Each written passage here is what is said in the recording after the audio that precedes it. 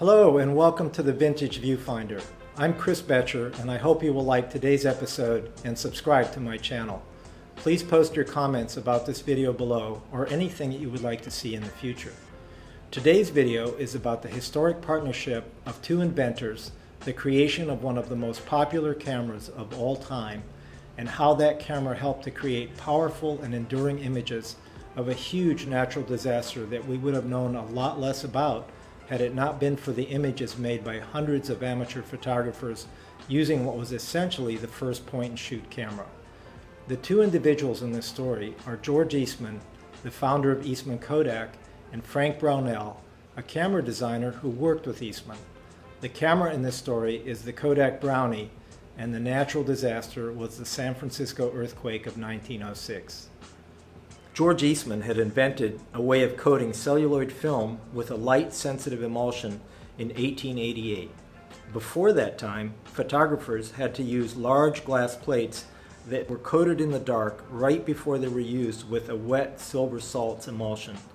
The technology evolved slowly over time with a commercial dry emulsion process on glass plates that could be stored in the dark, but were still very fragile and cumbersome to use. Eastman's invention revolutionized photography and ushered in a whole new era in portable cameras that simplified picture taking for amateurs. Eastman needed a market for his new invention, so he also needed to create an inexpensive camera that could use his new rolls of light-sensitive film. Frank Brownell was a gifted tinkerer and camera builder who eventually worked for Eastman. He invented an inexpensive point-and-shoot camera in 1900 that came to be known as the Brownie. The cameras were made out of heavy cardboard covered with thin leather. They had a one-piece lens, a simple shutter, and they sold for $1 a piece. 150,000 cameras were sold the first year alone. By 1906, over 1 million cameras were in the hands of amateur photographers. The Brownie No. 2 model, which we will show you today, were first put on the market in 1900 and were sold continuously until 1936. So the camera is very simple. It's a cardboard box. It has a lens in the front, and it has two viewing ports that you use depending on whether you're going to take a portrait or you're going to take a landscape shot. So in the landscape mode, the camera is operated like this, and you look through this port to get the rectangle lying sideways, and if you stand the camera up this way, you get to see through this port, and you have the rectangle standing on end for portraits. The controls on the camera are very simple. This is the shutter right here, and every time you move this lever, it takes one exposure. The other controls on the camera are very simple too. They're conventional controls, but and we'll see in a minute how the camera was constructed. It was very elegant design for the time. So this one lever here in the middle of the front controls the f-stop, controls the aperture, the amount of light that the lens lets onto the film. And you basically have three fixed settings. One is f32, which is the smallest aperture.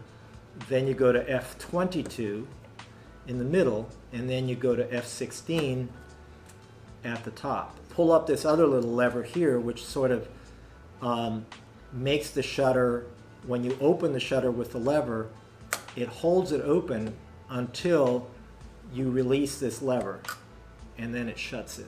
The normal shutter speed for a Kodak Brownie was 1/50th of a second, which was actually revolutionary for the time. If you think back to the time, remember this camera was invented in 1900. In 1860, when Matthew Brady went out to the Civil War battlefields to record those battlefields, he couldn't actually record battles because the shutter speeds for those view cameras that they used at the time sometimes were 15 to 30 seconds long, so you really couldn't take pictures of anything that was moving. Another revolutionary aspect of the Brownie camera was that it could take what were then beginning to call snapshots, which was 1/50th of a second, and that would stop a lot of different kinds of motion. People walking and that kind of thing could be stopped with a 50th of a second. So let's take a look at what's inside the box so you get a better sense of how simple this camera was, and at the same time a very elegant design. So it had two little catches to separate that held the front of the camera onto the back, onto the body. So if you move these things out of the way and you pull out, you have to pull out the film advance little crank, you can separate the two halves of the body. So this is what the camera looks like when you take it apart. This is the back shell of the camera, and of course the two halves fit very tightly together, so that was created a form of light seal so that you could carry the camera around in daylight and not be worried about exposing the film. The lens, if you look in the front and the back here, where this was the size of the picture that it took. So it was, like we said, 2.5 by 4 3/4. It was actually a really nice format, especially for landscapes. And if you look in there, you can see the lens. The lens was a very simple lens. It only had one element, so that one piece of shaped glass. It was called a meniscus. And so that's really all there was to that. It was a glass lens, of course. And then let me take the front of the camera off to show you the operating parts of the shutter and the aperture mechanism, which was beautifully designed. It was very simple.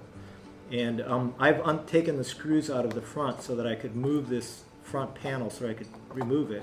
So this is the front of the camera. You see the two little lenses that project the images that you want to see. So if you're taking landscapes or portraits, you would look through one or the other of these.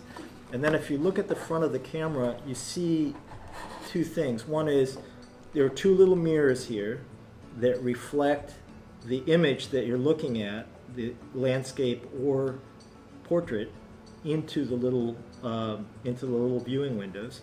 And then this lever right here, as I mentioned before, is the aperture. This controls the aperture. So what you see, this circular piece of metal here, is actually the shutter.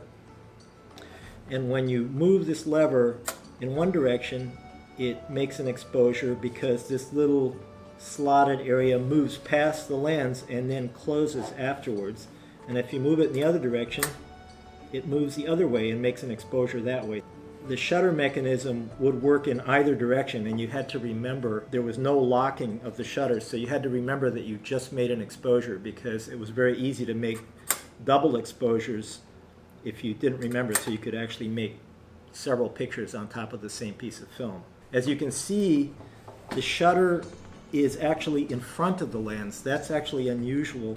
Most cameras today have the shutter behind the lens. So this is, but the simplicity of this mechanism is just amazing. There's only one little spring, this little wire here, that makes everything work.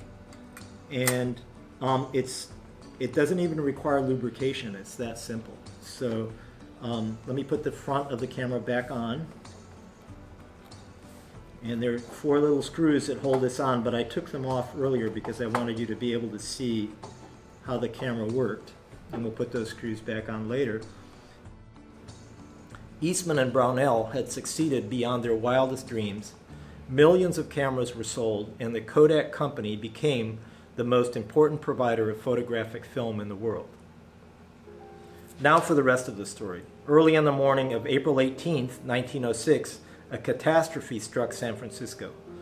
A 7.6 magnitude earthquake that lasted about 30 seconds left half the city in ruins and created fires that swept through a large portion of the city, leaving thousands of people homeless.